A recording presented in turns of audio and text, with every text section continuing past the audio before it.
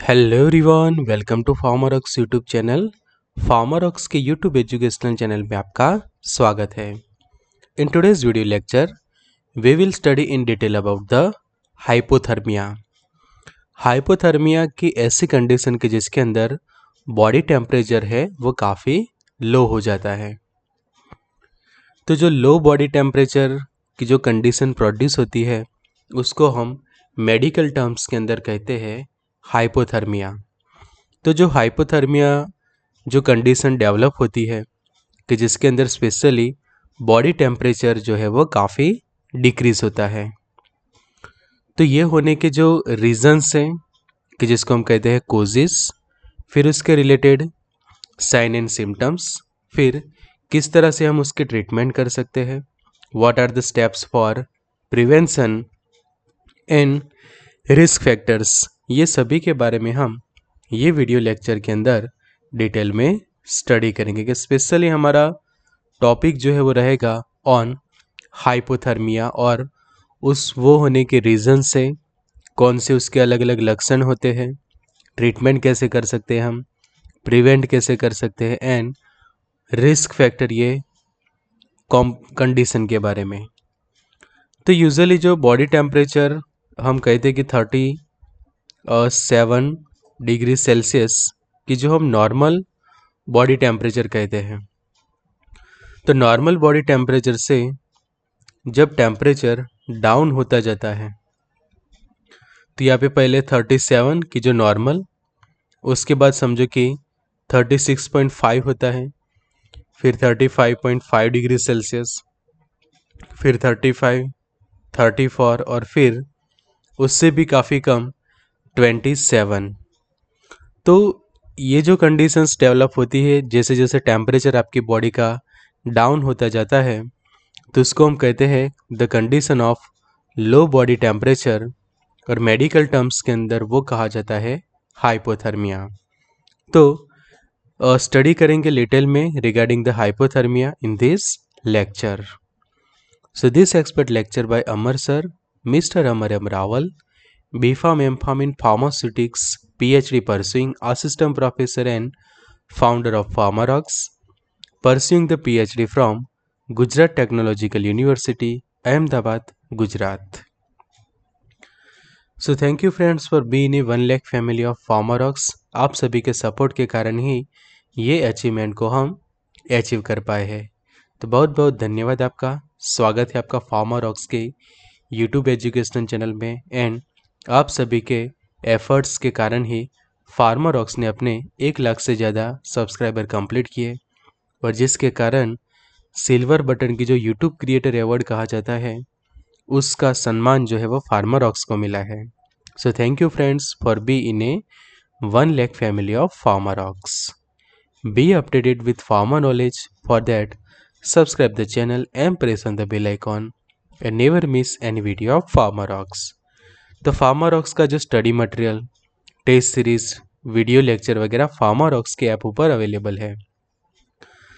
तो एक्सेस करिए फार्मरॉक्स का ऐप की जो अवेलेबल है। फार्मरॉक्स के मोबाइल एप्लीकेशन पे अलग अलग कोर्सेज अवेलेबल है कि जिसके अंदर आप स्टडी मटेरियल है कि स्टडी मटेरियल भी काफ़ी अफोर्डेबल प्राइस के अंदर आपको मिल जाएगा कि जिसके अंदर हमारे जो सब्जेक्ट वाइज नोट्स है, PPTs एंड PDF है हमारे लेक्चर्स के, एज वेल एज जो रैपिड रिवीजन नोट्स है वो भी आप एक्सेस कर पाओगे फार्मरॉक्स के मोबाइल एप्लीकेशन के ऊपर।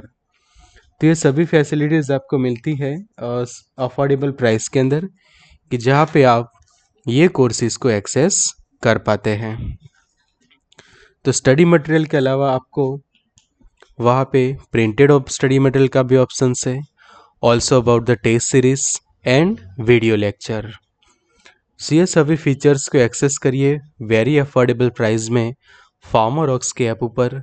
तो डाउनलोड करिए ऐप फार्मरॉक्स। अगर आपके पास एंड्रॉयड फ़ोन है तो गूगल प्ले स्टोर पर से डाउनलोड कर सकते हैं, अगर आपके पास आईफोन है तो ऐप स्टोर पर से भी डाउनलोड कर सकते हैं। लिंक्स हमने डिस्क्रिप्शन बॉक्स में दे दी है। तो आज का जो टॉपिक है हाइपोथर्मिया। तो hypothermia is a medical emergency that occurs when your body loses the heat faster then it can produce the heat. ये पॉइंट काफ़ी इम्पोर्टेंट है समझना। तो हाइपोथर्मिया मेडिकल इमरजेंसी भी कहते हैं, मेडिकल कंडीशन भी कहा जाता है कि जिसके अंदर आपका बॉडी टेम्परेचर है वो लो होता है।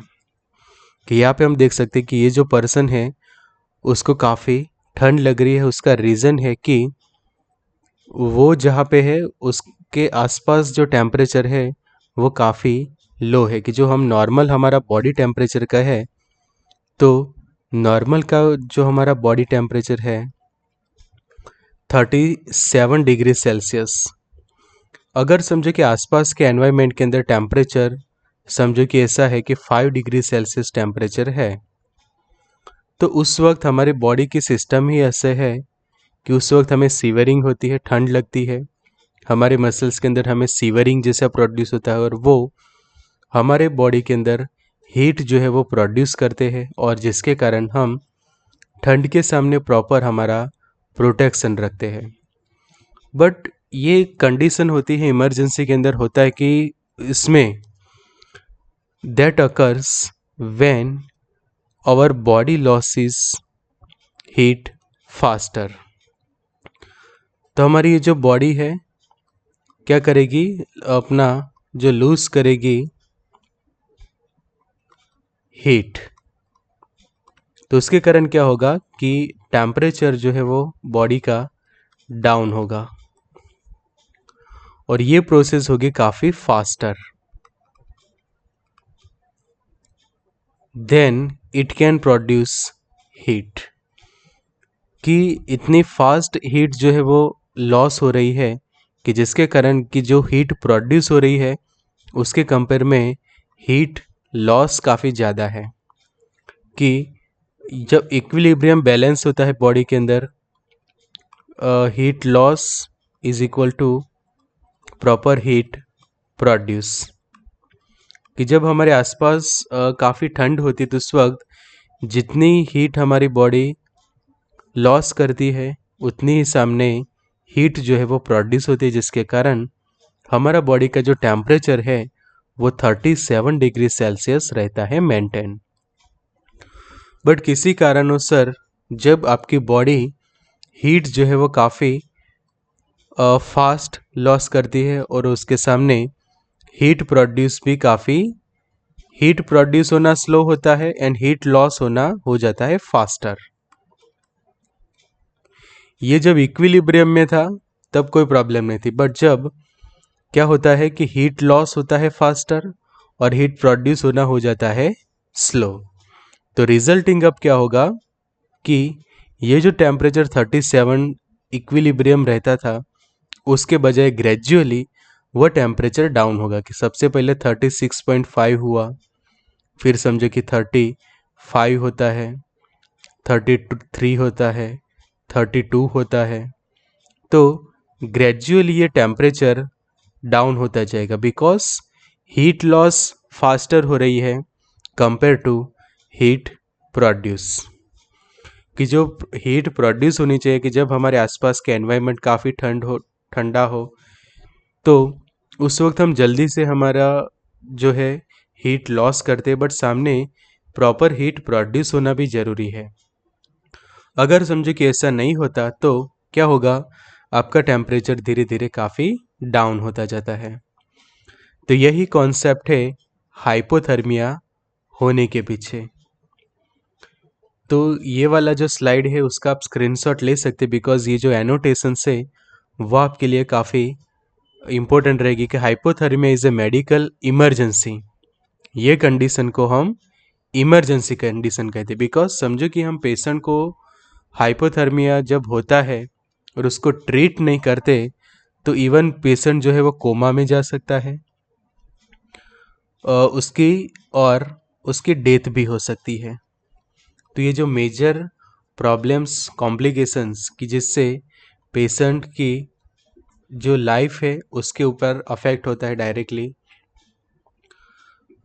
तो इसीलिए ये कंडीशन को इमरजेंसी कंडीशन कहा जाता है और उसकी जो ट्रीटमेंट है वो भी हम काफ़ी इमरजेंसी के अंदर करते हैं, फास्ट पेशेंट को हम स्टेबल करने का प्रयास करते हैं, और उसके रिलेटेड जो हम ट्रीटमेंट है वो आगे जानेंगे लेक्चर के अंदर। तो अभी ये पॉइंट खास समझ लीजिए कि when our body loss the heat faster, कि हीट लॉस फास्टर हो रही है, then it produce the heat, कि हीट जो प्रोड्यूस होती है वो स्लो हो रही है, और उसके कंपेयर में हीट लॉस फास्टर, तो ये इक्विलिब्रियम जो था वो धीरे धीरे डिस्टर्ब हो जाएगा, और जिसके कारण जो 37 डिग्री सेल्सियस जो नॉर्मली रहता है बॉडी टेम्परेचर, उससे डाउन होकर 36, 35, 33 और धीरे धीरे 35 से भी नीचे जाएगा, और वो कंडीशन को फिर हम कहते हैं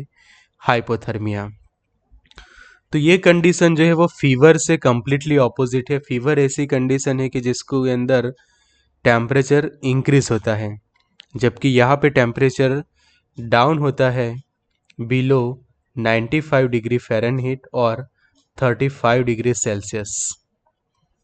तो हाइपोथर्मिया का जो टेम्परेचर है वो खास याद रखिए, very very most IMP question, कि hypothermia causing dangerously when low body temperature falls below 95 degree Fahrenheit और 35 degree Celsius, because our body's normal temperature is around 98.6 Fahrenheit और in Celsius it is a 37, कि जो हमारा normal temperature है उसके compare में जब ये टेम्परेचर 35 से भी नीचे जाता है, कि व्हेन द टेम्परेचर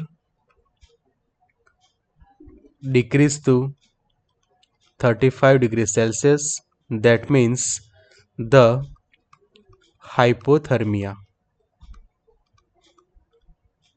तो ये कॉन्सेप्ट आपको हमेशा अच्छे से याद रखना है रिगार्डिंग हाइपोथर्मिया। आगे समझते हैं। Hypothermia is cause by prolong exposure to very cold temperature, कि आप ऐसे जगह पे रहते हैं कि जहाँ पे टेम्परेचर काफ़ी कम रहता है, काफ़ी कोल्ड टेम्परेचर के अंदर, या फिर वो एरियाज़ के अंदर आप काफ़ी दिनों तक रहे हैं, या फिर काफ़ी लॉन्ग टाइम तक आप वो टेम्परेचर के अंदर आपकी बॉडी एक्सपोज रहती है, तो उसके कारण आपको हाइपोथर्मिया हो सकता है अगर आपने प्रिकॉशंस नहीं लिए। बिकॉज यहाँ पे एक ही प्रिकॉशंस हम कह सकते हैं कि cover the body with maximum layers of cloth to warm it. यह एक सॉल्यूशन हम कहे स्टार्टिंग में ही, तो हाइपोथर्मिया से समझो कि आपको बचना है, बिकॉज ये ऐसा नहीं कि ऐसे ही एरिया में होगा कि जहाँ पे बर्फ़ गिरती है या फिर जहाँ पे स्नोफॉल्स होता है, ऐसा नहीं है। जहाँ पे भी टेम्परेचर समझो कि नॉर्मल विंटर सीजन में भी कोई ऐसे शहर होते हैं कि जहाँ पे temperature less than 15 degree Celsius हो जाते हैं, या फिर 20 डिग्री सेल्सियस से भी नीचे टेम्परेचर रहता है किसी जगह पे, तो ऐसे एरिया के अंदर आप लॉन्ग टाइम आपकी बॉडी एक्सपोज रहती है without any type of precautions, तो वहाँ पे भी आपको हाइपोथर्मिया हो सकता है।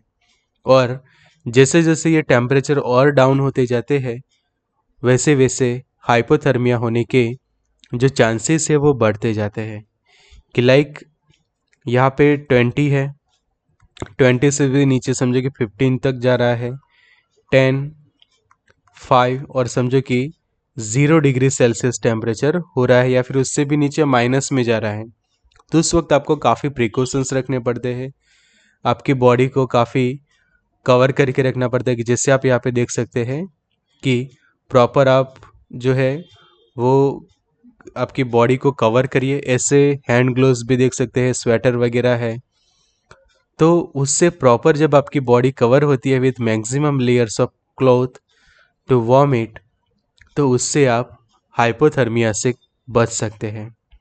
तो कोजेस के सामने तुरंत उसका रेमेडी भी होता है कि कोई रीजंस होता है, तो उसके सामने उसकी रेमेडी और सॉल्यूशन तुरंत होता है। When exposed to cold temperature, our body begins to lose heat faster than it produce। तो अभी जो हमने बात की कि हीट लॉस होना और हीट प्रोड्यूस होना दोनों इक्विलिब्रियम होते हैं, बट जब समझो कि आप कोल्ड टेम्परेचर्स के अंदर है और ऐसे टेम्परेचर की लेस देन 15 डिग्री सेल्सियस है, तो ऐसे कोल्ड टेम्परेचर के अंदर या फिर उससे भी काफ़ी कम 5 डिग्री सेल्सियस टेम्परेचर है, 0 डिग्री से भी कम है, या फिर -10 डिग्री जितना टेम्परेचर है और ऐसे एरिया के अंदर आपकी बॉडी एक्सपोज है, तो उस वक्त हीट जो है वो हमारी बॉडी में से काफ़ी जल्दी से लॉस होगी as compare to its produce. तो जब हमारी बॉडी फेल होती है, समझो कि इस तरह से फास्टर हीट प्रोड्यूस करने में, तो हमें क्या करना पड़ता है, उसको कवर करना पड़ता है। बॉडी को अच्छे से क्या करना पड़ता है, कवर, कि जैसे हम ब्लैंकेट्स वगैरह यूज़ करते हैं, स्वेटर यूज़ करते हैं, कंप्लीटली हमारे चेहरे को भी समझो कि आप ढक लेते हैं अच्छे से, गमछे से, मफलर से, मास्क वगैरह से, तो उससे भी फ़ायदा होता है। तो जब हमारी बॉडी फास्टर लॉस करती है हीट और प्रोड्यूस होना सामने काफ़ी लो है, तो उस वक्त हाइपोथर्मिया आपको हो सकता है। Lengthy exposure will eventually use up our body's store energy which leads to lower the body temperature. कि हमारे बॉडी के अंदर हम जानते हैं कि जो हमारे एनर्जी जो स्टोर होती है वो हमें प्रॉपर हमारी बॉडी को जो वार्म रखने के लिए, जो हमारी बॉडी को वार्म रखने के लिए 37 डिग्री सेल्सियस को रखने के लिए वो यूटिलाइज होती हैं, और जो 37 डिग्री सेल्सियस टेम्परेचर है उससे हमारे बॉडी के अलग अलग ऑर्गन्स है, ऑर्गन सिस्टम है, वो सभी अच्छे से काम करते हैं। तो इसीलिए आप देखो कि जैसे टेम्परेचर प्लस माइनस होते, कि समझो कि समर सीजन में टेम्परेचर हाई हो तो भी आपको कॉम्प्लिकेशंस होते हैं, डिहाइड्रेशंस वगैरह हो जाता है, क्योंकि उस वक्त जो है वो हमारे बॉडी के अंदर काफ़ी हीट प्रोड्यूस होती है और लॉस जो है वो हो जाता है काफ़ी कम, बिकॉज बाहर काफ़ी गर्मी रहती है। तो उससे कम्प्लीटली रिवर्स कंडीशन, कि जब आउटर टेम्परेचर काफ़ी डाउन होते हैं तो हीट लॉस होना फास्टर हो जाता है कंपेयर टू इट्स प्रोड्यूस। तो उस वक्त कम्प्लीटली रिवर्स कंडीशन, कि जो हाइपोथर्मिया होता है, स्पेशली जो विंटर सीजन्स के अंदर ये प्रॉब्लम काफ़ी होता है, या फिर ऐसे एरियाज़ के जहाँ पे टेम्परेचर ऑलवेज काफ़ी डाउन रहते हैं, कि जो हम कोल्ड टेम्परेचर के रेंजेस का है 10 या 15 डिग्री के आसपास, या फिर माइनस में टेम्परेचर रहते हो, तो वहाँ पे ये हो सकता है। तो अगर आप काफ़ी दिनों तक ऐसे माहौल में रहते हैं या फिर आप वही एरियाज़ के अंदर आप रहते हैं, तो आपके बॉडी की जो स्टोर एनर्जी है वो भी यूज़ होती है, और समझो कि आप उसके सामने प्रिकॉशंस नहीं रखते तो कंटिन्यूसली आपकी बॉडी का जो टेम्परेचर है वो डाउन होता जाता है, और उसके कारण हाइपोथर्मिया आपको हो सकता है। तो हाइपोथर्मिया के हम स्टेजेस जाने, very very most IMP question, काफ़ी आईएमपी, ये हम अभी से यहाँ पे पॉइंट लिख लेते हैं कि मोस्ट आईएमपी की जो हम कहते हैं स्टेजेस ऑफ हाइपोथर्मिया। तो यहाँ पे देखिए फर्स्ट स्टेज है उसका कि माइल्ड हाइपोथर्मिया, की जब कोर बॉडी टेम्परेचर 33 से लेकर 35 डिग्री सेल्सियस के बीच में है। तो उसके आप सम सिम्टम्स देखें तो थोड़े माइनर सिम्टम्स आपको दिखेंगे, कि सीवरिंग मतलब कि काफ़ी ठंड लगना, यहाँ पे हम देख सकते हैं दैट इज सीवरिंग। जजमेंट आपका पुअर हो जाता है, पुअर जजमेंट डेवलप्स, एमनेसिया होता है एंड एपेथी। फिर आपके हार्ट रेट इंक्रीज होते हैं, increase the breathing and cold और पेल स्किन आपकी डेवलप होती है। फिर उससे आगे और टेम्परेचर डाउन हो रहा है तो moderate hypothermia, and that temperature is between 27 to 32.9 degree, कि 27 से लेकर 32.9 के बीच में जब टेम्परेचर है तो मॉडरेट हाइपोथर्मिया कहा जाता है। And progressively decreasing the level of consciousness and stupor, severing is stops, decrease the heart rate and breathing. यहाँ पे देखिए, माइल्ड जब था उस वक्त हार्ट रेट भी इंक्रीज थे, ब्रीथिंग भी इंक्रीज था। अब आपके ब्रीथिंग और हार्ट रेट डिक्रीज हो रहे, बिकॉज कि पहले जो है वो बॉडी ने ट्राई किया कि हार्ट रेट समझो कि इंक्रीज होते हैं, ब्रीथिंग इंक्रीज होती है, तो समझो कि गर्म हवा अंदर जाती है, बॉडी वार्म अप होती है, तो फिर से उसका टेम्परेचर 35 से इंक्रीज होकर 36 37 चला जाए। बट ऐसा नहीं होता, आप और ज़्यादा समय ऐसी कंडीशन के अंदर एक्सपोज होते हैं तो कंडीशन की जो नॉर्मल की ओर जानी चाहिए, यहाँ से ऊपर समझो कि नॉर्मल है, वहाँ पे जाना चाहिए कि जो टेम्परेचर 37 है, तो उसके बजाय ये जो है वो नीचे की ओर आ जाता है। अगर माइल्ड हाइपोथर्मिया को तुरंत आप ट्रीट नहीं करते तो आगे जाके वो मॉडरेट हाइपोथर्मिया में एंटर हो सकता है। और उसके जो सिम्टम्स आप देखें तो progressively decrease the level of consciousness. यहाँ पे पेशेंट कॉन्शियस था, बट अब जो है वो पेशेंट धीरे धीरे अनकॉन्शियस हो रहा है। सीवरिंग की जो उसको ठंड लगना बंद हो जाए, बिकॉज सीवरिंग होना जरूरी है। सीवरिंग होने से जो है वो एनर्जी यूटिलाइज होती है, एनर्जी यूटिलाइज होने के कारण बॉडी जो है वार्म अप होती है। जैसे हम सीवरिंग होने के कारण हमारे जो मसल्स है वो सेवरिंग होते हैं, और उसके कारण फिर टेम्परेचर हाई होता है फिर से, और नॉर्मल की रेंज में पहुंच जाता है। बट जब सीवियरिंग स्टॉप हो जाती है, हार्ट रेट भी आपके स्लो हो जाते हैं और ब्रीथिंग, तो टेम्परेचर जो है वो जल्दी से नीचे डाउन होता जाता है। Decrease the reflexes and no voluntary motion. अब यहाँ पे पेशेंट जो है वो अपना कॉन्शियसनेस धीरे धीरे कंप्लीटली उसके जा रहे हैं, तो रिफ्लेक्सेस कंप्लीटली उसके अब डिक्रीज हो रहे हैं, आप देख सकते हैं सिम्टम्स के अंदर, क्योंकि टेम्परेचर 27 और 32.9 के बीच में, मतलब कि जो नॉर्मल टेम्परेचर 37 है उससे अराउंड 7 से लेकर 10 डिग्री जितना टेम्परेचर आपका कम हो रहा है। तो उसके कारण कोई वॉलेंटरी मोशन आपको नहीं देखने को मिलते। एंड पैराडॉक्सिकल अनड्रेसिंग, मतलब कि उसका जो कॉन्शियसनेस के जो लेवल्स है वो ड्रास्टिकली डाउन होते रहे हैं। और उसके बाद जब सीवियर हाइपोथर्मिया हो जाता है, यहाँ पे भी समझे कि आप ट्रीट नहीं कर दे तो इससे रिवर्स भी जा सकते हैं, मॉडरेट से माइल्ड और माइल्ड से फिर नॉर्मल। बट मॉडरेट में भी ट्रीटमेंट ना हुई अच्छे से तो आगे का स्टेप है सीवियर हाइपोथर्मिया की, जिसके अंदर टेम्परेचर 27 से भी नीचे, मतलब कि लेस देन और इक्वल टू 26.9 होता है। तो काफ़ी ब्लड प्रेशर आपका लो हो जाता है, ब्रेडिकार्डिया होता है, no reflexes, loss of consciousness, sometime coma और डेथ। तो आप देखिए कि उसके जो स्टेजेस है वो आखिर में आपको कोमा में ले जा सकते हैं, या फिर उसके कारण आपकी डेथ भी हो सकती है,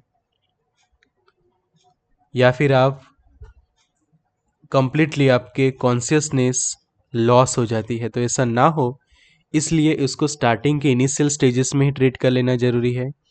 कि यहाँ पे माइल्ड है तो तुरंत आप ट्रीटमेंट करके उसको नॉर्मल में ले जाओ, मॉडरेट है तो भी उसको ट्राई करो कि वो सीवियर की बजाय फिर से माइल्ड में जाए, और माइल्ड से आप उसको नॉर्मल की ओर ले जाए। और ऐसा तो कभी हमें सोचना भी नहीं है कि आप सीवियर की ओर जाए, हम तो यही चाहेंगे कि मॉडरेट से आप माइल्ड और माइल्ड से फिर नॉर्मल की ओर जाए। तो ये है स्टेजेस ऑफ हाइपोथर्मिया, अभी जैसे स्टार्टिंग में ही बताया, मोस्ट आईएमपी आपके लिए पॉइंट हाइपोथर्मिया के स्टेजेस। नेक्स्ट हम समझते हैं उसके सिम्टम्स। तो सिम्टम्स तो ऑलरेडी हमने डिस्कस कर लिए और based on it's stages, but जो हम दूसरे सिम्टम्स उसके देखे कॉमन, कि जब उसकी शुरुआत होती है तो अनकंट्रोल ब्रीथिंग, इंटेंस सीवरिंग, और जब समझो कि आपको इंटेंस सीवरिंग होना चालू हो जाए तो तुरंत आप आपकी बॉडी को वार्म करना स्टार्ट कर दीजिए। चाहे आप स्वेटर यूज़ करिए, ब्लैंकेट है, कुछ भी ऐसे चीज़ कि जिससे आपकी बॉडी को फिर से आप वार्म कर सके। तो ये है सीवरिंग उसका एक सिम्टम। फिर mental confusion, loss of coordination, आपका कोऑर्डिनेशन या फिर जो आप अच्छे से खड़े रहते हैं वो नहीं रह पाएंगे। Cold and blue skin, irregular heart beats हो जाते हैं, पल्स आपके वीक हो जाते हैं, एंड एनलार्ज द प्यूपिल्स। तो स्लर स्पीच, साथ में आपकी जो स्पीच है वो काफ़ी स्लर हो जाती है, आप अच्छे से बोल नहीं पाते क्योंकि आपको साथ में ठंड भी लग रही है, सीवरिंग भी हो रहा है, मम्बलिंग होता है, slow shallow breathing and the weak pulse. तो ये उसके है सिम्टम्स। और भी सिम्टम्स जानते हैं कि जिसके अंदर क्लम्सीनेस होता है, lack of coordination, drowsiness, very low energy, confusion रहता है पेशेंट को, memory loss and loss of consciousness. तो ये सभी सिम्टम्स आपके लिए वेरी वेरी मोस्ट आईएमपी है। इसमें से कोई भी सिम्टम्स समझो कि ऐसा हो डेवलप हो रहा है, तो जैसे यहाँ पे हम इमेज के अंदर देख रहे हैं कि तुरंत जो है वो पेशेंट को आपको रिवॉर्म करना चाहिए, कि प्रॉपर उसकी बॉडी को आप जो है वो कवर करिए बाय द ब्लैंकेट, कि आप जो भी उसको हीट देने के लिए कर सकते हैं, कवर द बॉडी। जैसे इस तरह से ये इस पैटर्न में कि इवन वो ब्रीथिंग कर सके उस तरह से उसकी बॉडी को आप ऐसे कवर कराए थोड़ा, तो धीरे धीरे जो ये जो सिम्टम्स है वो काफ़ी कम हो जाएंगे और टेम्परेचर फिर से उसका नॉर्मल हो सकता है। तो हाइपोथर्मिया होने के जो रीजंस हम जाने, तो wearing the clothes that are not warm enough for weather condition, not warm enough, क्या आप ऐसे कपड़े पहनते हैं कि आपकी बॉडी को प्रॉपर वार्मिंग नहीं हो रही इन सम वेदर कंडीशंस की, जहाँ पे टेम्परेचर काफ़ी डाउन है, कि वेदर कंडीशन ऐसी है कि टेम्परेचर डाउन है और उसमें आपने जो कपड़े पहने हैं वो ऐसे नहीं है कि आपकी बॉडी को वार्म कर सके। Wearing the cloth that are not warm enough for weather condition, और इसके कारण डायरेक्टली इस तरह से आपको ठंड लगना शुरू हो जाएगा।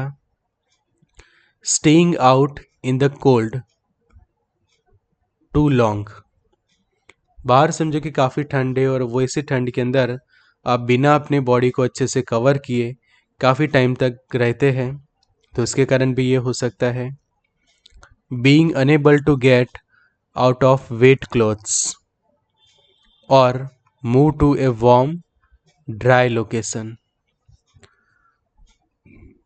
मतलब कि आप आपके जो कपड़े हैं वो काफ़ी गीले हैं, उसके कारण भी ऐसा हो सकता है कि being unable to get out of wet clothes और move to warm and dry location. अगर ऐसा लगे कि आपके कपड़े जो है वो जल्दी से सूख नहीं रहे हैं, आपने ऐसे कपड़े पहने काफ़ी गीले हैं, उसके कारण भी आपको ठंड लग रही है, तो हाइपोथर्मिया ना हो तो तुरंत आप ड्राई लोकेशंस पे जाइए एंड मूव टू वार्म, कि तुरंत आपकी बॉडी को आप वार्म कर सके, ऐसा ट्राई करिए। Falling into the water as in a boating accident, कि कई बार हम देखते हैं कि जो काफ़ी बर्फ़ वाला ठंडा पानी हो वैसे पानी के अंदर आप समझो कि गिर जाते हैं, कि जो ग्लेशियर से पिघला हुआ जो ठंडा पानी आता है कि जिसका टेम्परेचर काफ़ी कम हो, काफ़ी कोल्ड पानी हो, वो और ऐसे पानी में आप समझो कि गिर जाते हैं और काफ़ी लॉन्ग टाइम तक वो पानी के कांटेक्ट में रहते हैं, तो आपको हाइपोथर्मिया हो जाती है। जैसे हम कई बार मूवीज़ वगैरह के अंदर देखते हैं, किसी सीरियल वगैरह के अंदर देखते हैं, किसी भी हम मूवीज़ वगैरह में देखते हैं कि कई बार ऐसे एक्सीडेंट्स होते हैं कि जिसके अंदर एक्सीडेंटली इस तरह से कोई पानी में गिर जाता है और फिर उसको हाइपोथर्मिया जैसा हो जाता है। तो लिविंग इन ए हाउस, आप ऐसे घर में रहते हैं that's too cold, either from poor heating और टू मच एयर कंडीशनिंग। दो रीजंस होते हैं कि आप ऐसे घर में रहते हैं कि वहाँ पे काफ़ी ठंड है, कि चाहे आप आपका एयर कंडीशनिंग काफ़ी लो टेम्परेचर पे यूज़ करते हैं या फिर वहाँ पे प्रॉपर हीटिंग की फैसिलिटीज़ नहीं है, कि आप समझे कि ऐसे एरियाज़ में रहते हैं कि आपके वहाँ पे ठंड कॉमन है, ज़्यादातर महीने आपके वहाँ पे ठंड रहती है। तो ज़रूरी है प्रॉपर हीटिंग का सेटअप करवाना। तो ये ज़रूरी है कि उसके कारण आपका जो रूम है, आपका जो हाउस है, आपका जो घर है वो प्रॉपर वार्म रहेगा। तो उससे रिवर्स है कि समझे कि आप ऐसे घर में रहते कि वहाँ पे काफ़ी ठंड रहती है, तो भी आपको हाइपोथर्मिया हो सकता है। अब उसका डायग्नोसिस कैसे करें? तो हाइपोथर्मिया का जो डायग्नोसिस है वो सबसे पहले तो उसके फिजिकल साइन एंड सिम्टम्स जो हम कहे उसकी बेसिस पे ही हो जाते हैं कि काफ़ी ठंड लग रही है पेशेंट को, डिजीनेस जैसा हो रहा है, फीलिंग हंग्री, नोजिया जैसा हो रहा है, रैपिड ब्रीथिंग हो रही है, problem in speaking, confusion, coordination difficulties, fatigue, rapid heart rate, shivering as the condition worsens, drowsiness हो रहा है उसको, वीक पल्स है उसके, एंड सैलो ब्रीथिंग। तो अब ये सब सिम्टम्स आप देखते हैं तो तुरंत आइडेंटिफाई कर लेते हैं हाइपोथर्मिया।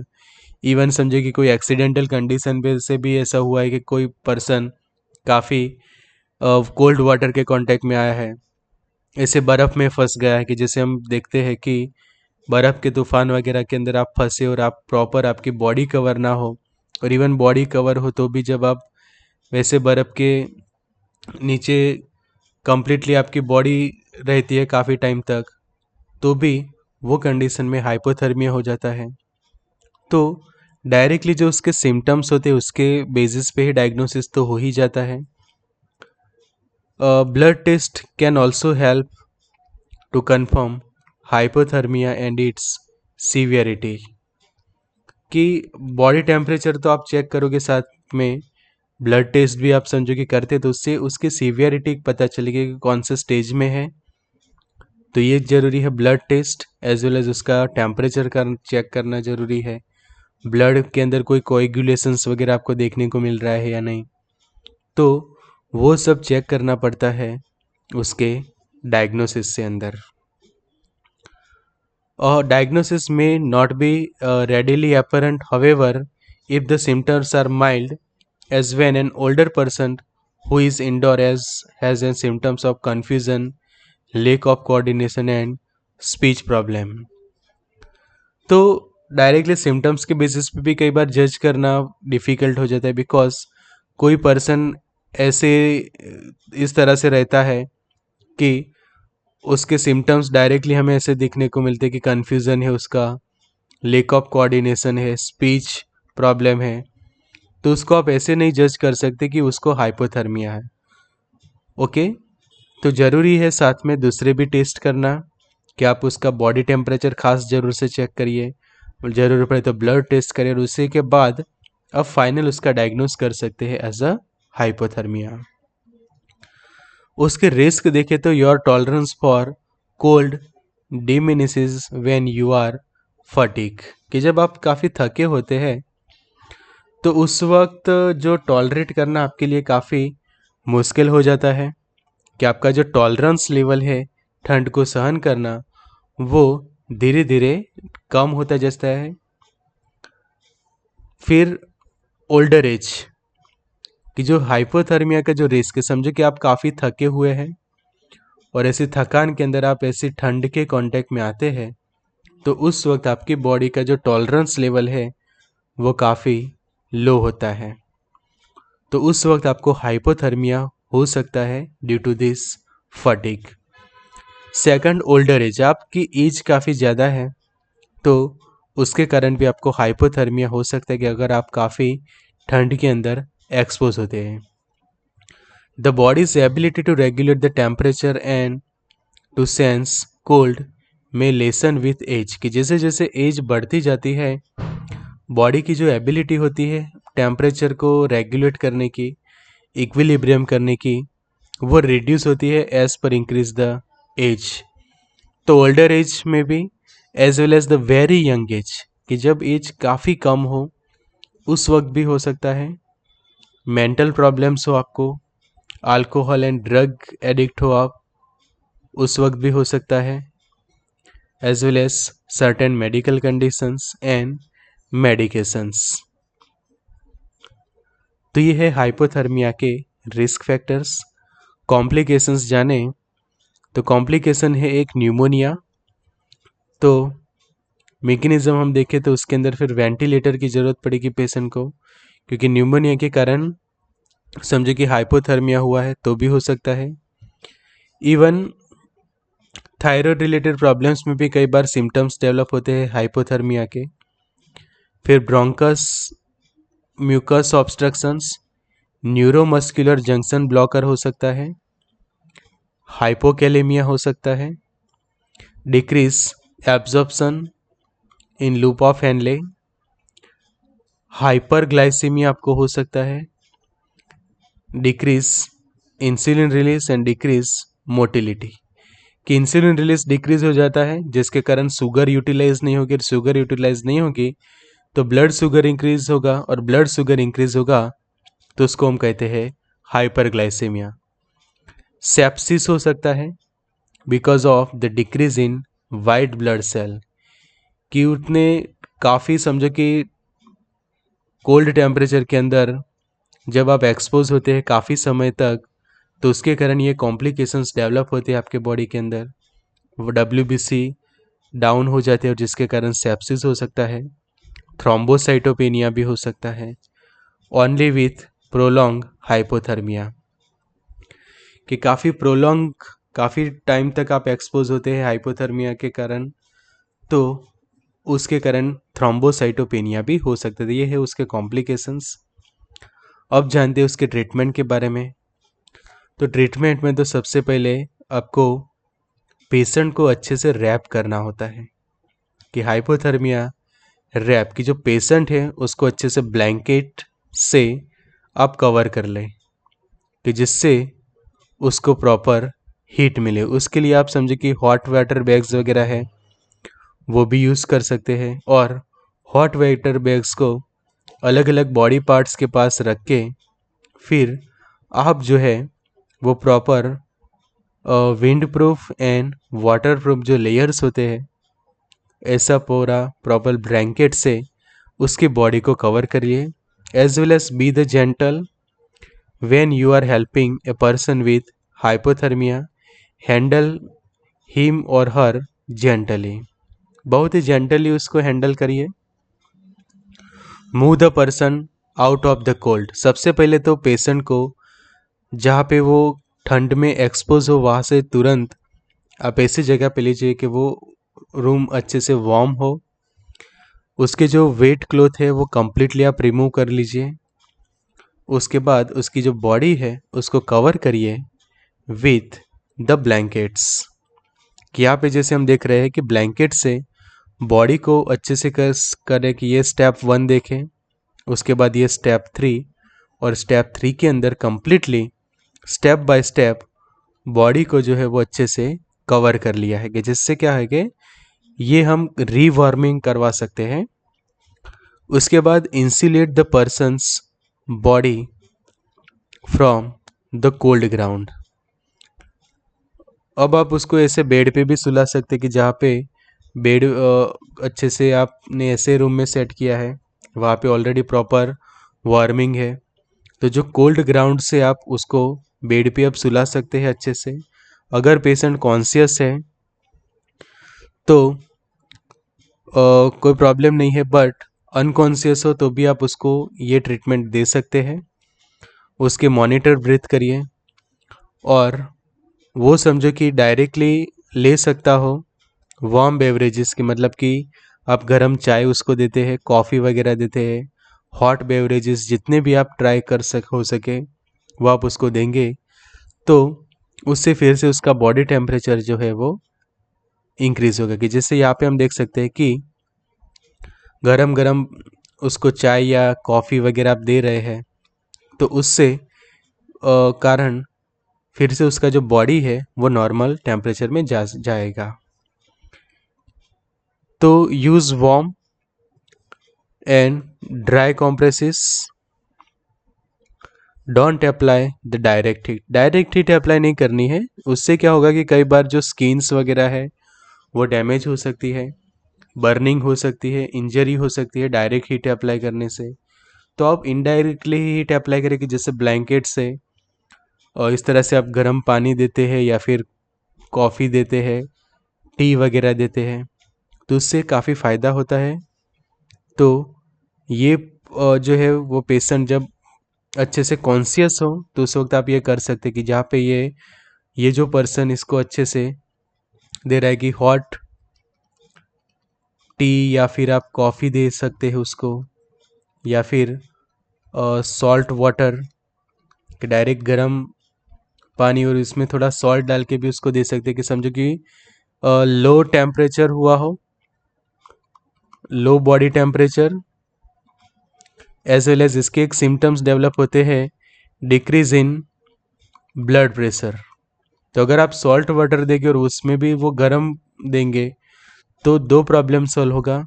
एक तो बॉडी टेम्परेचर जो डाउन हुआ था वो इंक्रीज होगा, और ब्लड प्रेशर जो डिक्रीज हुआ था वो सोडियम की जो सॉल्ट के कारण फिर से इंक्रीज होगा, कि जल्दी से पेशेंट जो है वो आपका स्टेबल हो जाएगा।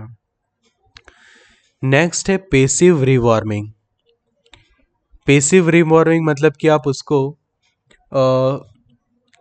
अल्टरनेटिव यूज जैसे कि ब्लैंकेट से, उसके अलावा हॉट बेवरेजेस वगैरह है, उसके अलावा हॉट वाटर बैग्स जो हम देखें उससे, या फिर उसको आप अच्छे से मालिश भी कर सकते हैं उसकी बॉडी को, कि जिससे क्या होगा पेसिवली उसका बॉडी रिवार्म हो जाएगा। For some time with mild hypothermia it is enough to cover them with heated blanket and offer warm fluid to drink. तुरंत पर्सन को ऑफर करना चाहिए कि आप गरम कोई ड्रिंक्स लीजिए, कि टी है, कॉफ़ी है, सॉल्ट वाटर है, कि जो अभी मैंने बताया, तो ये होगा एक पैसिव रिवार्मिंग। वैसे ही उसी के कारण जो ब्लड भी धीरे धीरे रिवार्म होगा, कि जो काफ़ी कोल्ड हो जाता है वो फिर से अपनी रिदम पकड़ेगा, नॉर्मल टेम्परेचर में जाएगा। फिर वार्म इंट्रावेनस फ्लूइड, कि अगर पेशेंट अनकॉन्शियस है तो ऐसी कंडीशन में आईवी फ्लूइड्स भी आप दे सकते हैं, और वो भी warm. A warm intravenous solution of salt water may be put into a vein to help the warm the blood, कि जो ब्लड को आपको गर्म करना जरूरी है, तो उसको वार्म करने के लिए warm intravenous solution of salt water. और ये इसलिए कि जब पर्सन समझो कि कंप्लीटली अनकॉन्शियस है, वो ओरल रूट से नहीं ले पाता, तो उसके लिए फिर आप इंट्रावेनस फ्लूइड्स को ट्राई करेंगे, और जिससे उसकी जो लाइफ है वो आप बचा सकते हैं। एयरवे रिवार्मिंग, तो एयरवे रिवार्मिंग के लिए आप वार्म इनहेल करवा सकते हैं एयर को, warm inhale air, the use of humidified oxygen administered with mask और नजल ट्यूब, कि ये जो नजल ट्यूब्स आती है वैसे, या फिर ऐसे जो मास्क होते हैं कि जो ह्यूमिडिफाइड ऑक्सीजन एडमिनिस्टर्ड करे, वार्म एयर को इनहेल करवाए, तो उससे भी पर्सन जल्दी से स्टेबल हो जाएगा। और वार्म सॉल्ट वाटर सॉल्यूशन, किस तरह से पेशेंट को डायरेक्टली इंट्रावेनस ड्रिप लगा के आप जो सॉल्ट वाटर है उसकी बॉडी के अंदर इंजेस्ट करवा सकते हैं। May be use to warm certain areas of the body such as the area of the lungs, lungs के एरिया को अच्छे से गर्म करेगा, abdominal cavity and peritoneal cavity जो हम कहते हैं। The warm liquid is introduced into the affected area with catheters. तो कैथेटर्स को यूज़ करके जो अफेक्टेड एरियाज़ के अंदर भी आप ये वार्म लिक्विड्स को इंट्रोड्यूस करवा सकते कि जब पेशेंट कंप्लीटली अनकॉन्शियस है उस वक्त आप ये स्टेप ले सकते हैं। अगर वो कॉन्शियस है और डायरेक्टली ओरल रूट से भी ले सकता है तो वो भी एक बेस्ट तरीका रहेगा कि बॉडी को हम कवर करें। तो ये है प्रॉपर ट्रीटमेंट ऑफ हाइपोथर्मिया। तो message to join our WhatsApp group, send your name, city name, WhatsApp to 9426180836। Pharmarocks के व्हाट्सएप हेल्पलाइन नंबर से सब्सक्राइब करिए चैनल, प्रेस करिए bell icon. Also use their Pharmarocks access study material, test series and video lecture. Get the link of app in description box. So good luck and all the best.